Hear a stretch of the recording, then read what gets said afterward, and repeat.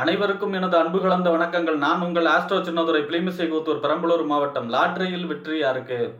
Lottery சீட்டில் வெற்றிக்கு பெறக்கூடிய ஜாதக அமைப்பு என்ன, கிரக நிலைகள் என்ன? தமிழ்நாட்டில் லாட்டரி சீட்டு தடை செய்யப்பட்டுள்ளது. ஆனால் வெளி மாநிலங்களிலும் வெளிநாடுகளிலும் லாட்டரி சீட்டு இன்னமும் புழக்கத்தில் இருக்கு. ஆக இந்த லாட்டரி சீட்டில் ஒருவருடைய எந்த தசா புத்தி எப்படிப்பட்ட கிரக நிலையில் இருந்தால் வெற்றி பெறக்கூடிய அமைப்பு இருக்கும்? நம்மளுடைய கமெண்ட் பாக்ஸில் ஒருத்தர் கேட்டிருந்தார், எனக்கு லாட்டரி சீட்டு கிடைக்குமா, வெற்றி கிடைக்குமா அப்படின்னு. அதையே ஒரு வீடியோவாக பண்ணலான்னு சொல்லி அதுக்கான கிரக நிலைகள் என்னென்ன இருக்குது, அதோடைய தசாபுத்திகள் என்ன இருக்குங்கிறத பற்றி பார்ப்போம். பொதுவாக செல்வ வளம் வந்து மூணாக பிரிக்கலாம். செல்வ வளத்தை இந்திர செல்வம், அதாவது நிலையான பொருட்களிலிருந்து வரக்கூடிய வருமானம், வீடு, வண்டி, வாகனம், இந்த தோட்டந்துறவு, அது மாதிரியான ராயல் அப்பார்ட்மெண்ட்டு, திருமண மண்டபம் கட்டுறது, அதாவது நிலையான பொருட்களிலிருந்து வரக்கூடிய சொத்துடைய வருமானம் வரக்கூடிய அமைப்பு தான் இந்திர செல்வம்.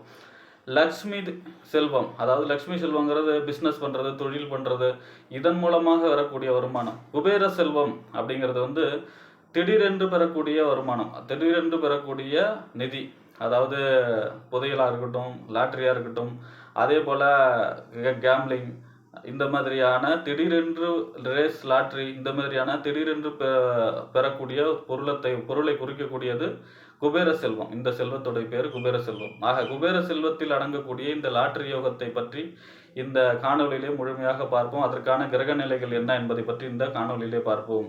இது போன்ற தொடர்ந்து ஜோதிட தகவல்களை பெறவும், தமிழ் மாத ராசி பலன்களை தெரிந்து கொள்ளவும் நமது சேனல் ஆஸ்ட்ரோ சின்னதுரை சப்ஸ்கிரைப் செய்து கொள்ளுங்கள், லைக் பண்ணுங்க, நண்பர்களுக்கு ஷேர் பண்ணுங்க. பொதுவாக ஒருவருடைய ஜாதகத்திலே 11ஆம் இடம் என்பது நம்மளுடைய ஆசைகளை நிறைவேற்றி கொடுக்கக்கூடிய இடம். அப்படின்னா அது 11ஆம் இடம் தான்.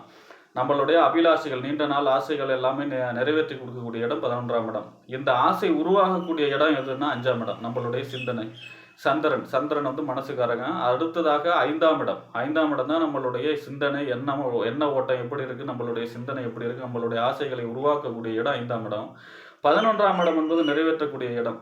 ஆக ஒருவருடைய ஜாதகத்திலே 5, 11 கிரக சேர்க்கை அல்லது பரிவர்த்தனை 5ஆம் இடத்ததிபதி 11ல், 11ஆம் இடத்ததிபதி 5ல் இருந்து இவர்களுடைய தசாபுத்தி நடைமுறைக்கு வர வேண்டும். அப்பொழுது லாட்டரி யோகம் கிடைக்கும். அதே போல் இந்த யோகம் இல்லை அப்படின்னாலும், இந்த நமக்கு கோச்சாரத்தில் பார்க்குறோம்ல, நம்ம ராசிக்கு இந்த 5ஆம் இடத்து அதிபதியும் 11ஆம் இடத்து அதிபதியும் மாறி இருந்து ஸ்ட்ராங்காக இருக்கும் பொழுது, நம்ம இந்த லாட்டரி சீட் எடுக்கும் பொழுது சிறிய அளவிலாவது வெற்றி கிடைக்கும். அதாவது லக்கணத்துக்கு இவர்களுடைய பரிவர்த்தனை சேர்க்கை பெற்று தசாபுத்தி நடந்தால் பெரிய அளவில் வெற்றி கிடைக்கும். சிறிய அளவிலாவது நம்மளுடைய இந்த கோச்சாரத்தில் நம்ம பார்த்துக்கிட்டு இருக்கோம்ல, மாதம் கோச்சார பலன் பார்க்கும் பொழுது 5, 11, இப்போ மகர ராசி அப்படின்னு வச்சுக்கோங்க. மகர ராசிக்கு 5ஆம் இடத்து அதிபதி யார்? சுக்கிரன். ரிஷப ராசி வரும். அதே 11ஆம் இடத்து அதிபதி யாருன்னா செவ்வாய். அப்போ இந்த சுக்கிரனும் செவ்வாயும் விருச்சிகத்திலேயோ அல்லது இந்த ரிஷபத்திலே இருக்கும் பொழுது, அவர் லாட்டரி சீட்டு மகராசிகர் எடுக்கும் பொழுது அவர்களுக்கு சிறிய அளவிலாவது வெற்றி கிடைக்கும். லக்னத்தில் நமக்கு தசாபுத்தி அனுகூலமாக இல்லைன்னா கூட. அடுத்ததாக ஒருவருடைய ஜாதகத்திலே 6, 11, 6ஆம் இடம் இருந்து, 6ஆம் இடங்கிறது வெற்றி, அதாவது போட்டியில் வெற்றி தான் 6ஆம் இடம். 11ஆம் இடம் அபிலாஷைகள் பூர்த்தியாகக்கூடியது. ஆக இந்த 6, 11 கிரக சேர்க்கை அல்லது பரிவர்த்தனை பெற்று அவர்களுடைய தசாபுத்தி நடைமுறையில் இருக்கும் பொழுது, அதே போல ஒருவருடைய ஜாதகத்திலே 5ஆம் இடம் என்பது நம்மளுடைய அபிலாஷைகள் பூர்த்தியாகக்கூடிய இடம். 9ஆம் இடம், இந்த 5, 9 கிரக சேர்க்கை அல்லது பரிவர்த்தனை பெற்று இவர்களுடைய தசாபுத்தி நடத்துவது. 9ஆம் இடங்கிறது பாக்கியஸ்தானம். நமக்கு கிடக்கக்கூடிய கொடுப்பனையை கொடுக்கக்கூடிய கொடுப்பனையை பற்றி சொல்லக்கூடிய இடம், பாக்கியத்தை பற்றி சொல்லக்கூடிய இடம் 9ஆம் இடம். ஆக 5ஆம் இடம், 9ஆம் இடம் சேர்க்கை அல்லது 5, 9 பரிவர்த்தனை பெற்று அவர்களுடைய தசாபுத்தி நடைமுறைக்கு வருவது. அதே போல் ராகு என்ற கிரகம் எப்பொழுதுமே ஒரு மாயாஜால கிரகம். இந்த மாதிரியான குறுக்கு வழிக்கு ராகு வந்து எப்போவுமே சப்போர்ட் பண்ணும். ஆக ராகு லக்னத்திற்கு உபஜயஸ்தானம் என்று சொல்லக்கூடிய 3, 6, 3ஆம் இடங்கிறது எப்பவுமே தகவல் தொடர்பு. தகவல் தொடர்புனா என்ன?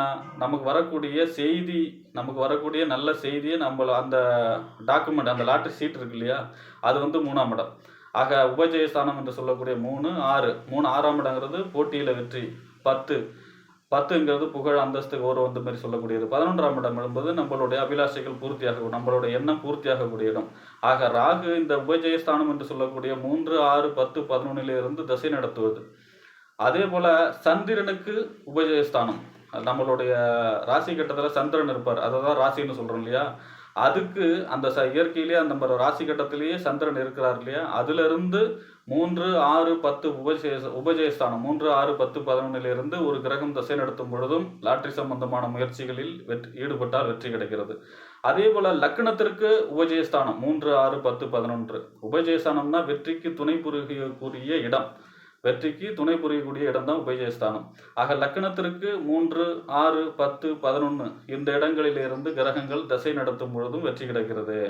அதே போல ஒருவருடைய ஜாதகத்திலே சுக்கிரன் என்பது அதிர்ஷ்டத்தை சொல்லக்கூடிய கிரகம் எதுன்னா சுக்கிரன் தான். இந்த சுக்கிரனும் 5, 9 அதாவது 5ஆம் இடம் திரிகோண ஸ்தானம் என்று சொல்லக்கூடிய 1, 5, 9களிலிருந்து திசை நடத்தும் பொழுது இது மாதிரியான லாட்ரி, அதாவது திடீரென்று பெறக்கூடிய தனவரவை அது சப்போர்ட் பண்ணுது இந்த சுக்கிர மகாதிசயம். இதை நான் நேரடியாக கண்கூட பார்த்துருக்கேன்.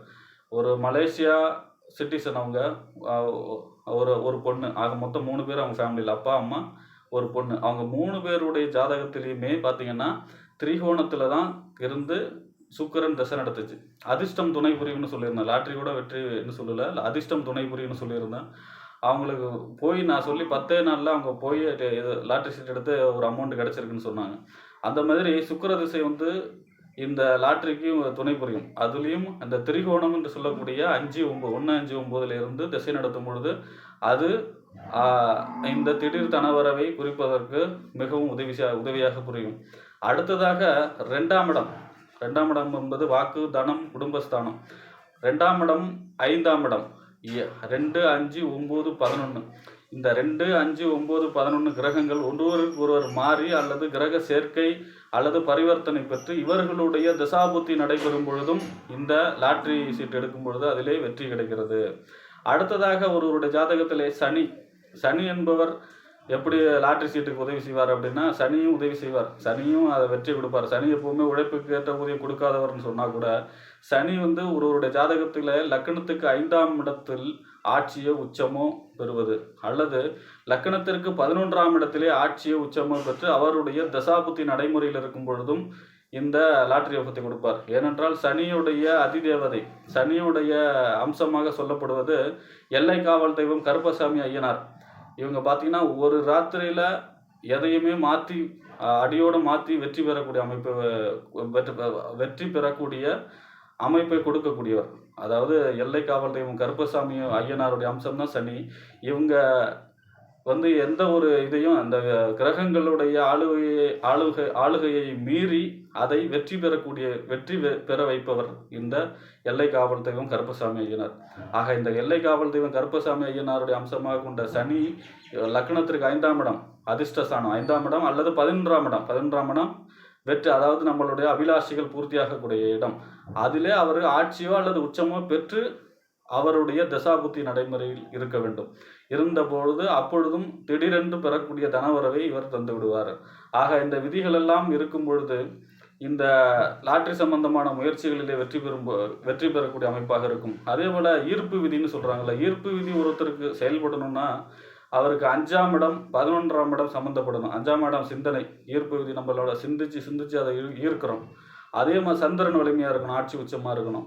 அதே போல் 11ஆம் இடம் நம்ம பெறக்கூடிய 11ஆம் இடங்கிறது என்ன, அபிலாஷைகள் பூர்த்தியாகக்கூடிய இடம், நம்மளுடைய எண்ணங்கள் நிறைவேறக்கூடிய இடம். ஆக 5, 9 ஆக ஒருவருடைய ஜாதகத்திலே 5, 11 5ஆம் இடம் சிந்தனை, 11ஆம் இடம் வெற்றி, அதாவது அபிலாஷைகள் பூர்த்தியாகக்கூடிய இடம்.